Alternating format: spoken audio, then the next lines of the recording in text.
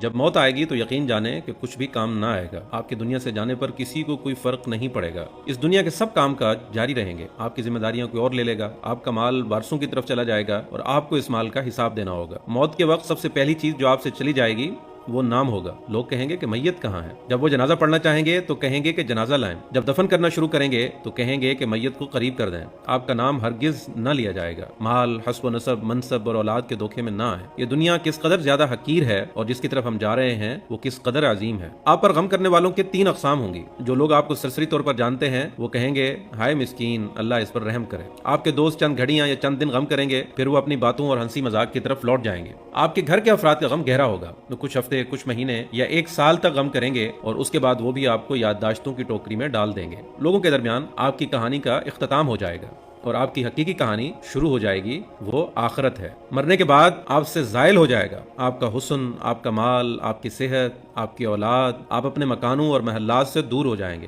شوہر بیوی سے اور بیوی شوہر سے جدا ہو جائے گی. آپ کے ساتھ صرف آپ کا عمل باقی رہ جائے گا. یہاں یہ سوال پیدا ہوتا ہے کہ آپ نے اپنی قبر اور آخرت کے لیے بھی ابھی سے کوئی تیاری کی ہے؟ یہ وہ حقیقت ہے جو غور و فکر کی محتاج ہے، اس لیے آپ اس کی طرف توجہ کریں. فرائض، نوافل، پوشیدہ صدقہ، نیک اعمال، تہجد کی نماز اور اچھے اخلاق کی طرف توجہ کریں، شاید کہ اس سے نجات ہو جائے. مرنے والے کو اگر اس دنیا میں واپس لوٹایا جائے تو وہ صدقہ کرنے کو ترجیح دے گا، جیسا کہ اللہ تعالیٰ کا فرمان ہے رب لولا اخرتنی الی اجل قریب فاصدق. اے میرے رب، تو نے مجھے قریب مدت تک مہلت کیوں نہ دی کہ میں صدقہ کرتا. وہ یہ نہیں کہے گا کہ میں نماز ادا کر لوں یا میں روزہ رکھ لوں یا میں حج اور عمرہ کر لوں. علماء کہتے ہیں کہ میت صرف صدقے کا ذکر اس لیے کرتی ہے کیونکہ وہ اپنی موت کے بعد اس کے عظیم اثرات دیکھتی ہے. لہٰذا زیادہ سے زیادہ صدقات و خیرات کریں. اور بہترین چیز جس کا آپ ابھی صدقہ کر سکتے ہیں وہ آپ کے وقت میں سے 10 سیکنڈ ہے. آپ خیر خواہی اور اخلاص کی نیت سے اس تحریر کو دوسروں تک پہنچائیں، کیونکہ اچھی بات کہنا بھی صدقہ ہے. اگر آپ اس تحریر کے ذریعے سے اور اس ویڈیو کے ذریعے سے لوگوں کو یاد دہانی کروانے کی کوشش کریں گے تو قیامت کے دن اسے اپنے ترازو میں پائیں گے. وَذَكِّرْ فَإِنَّ الذِّكْرَ تَنفَعُ الْمُؤْمِنِينَ. اور نصیحت کیجئے کیونکہ یقیناً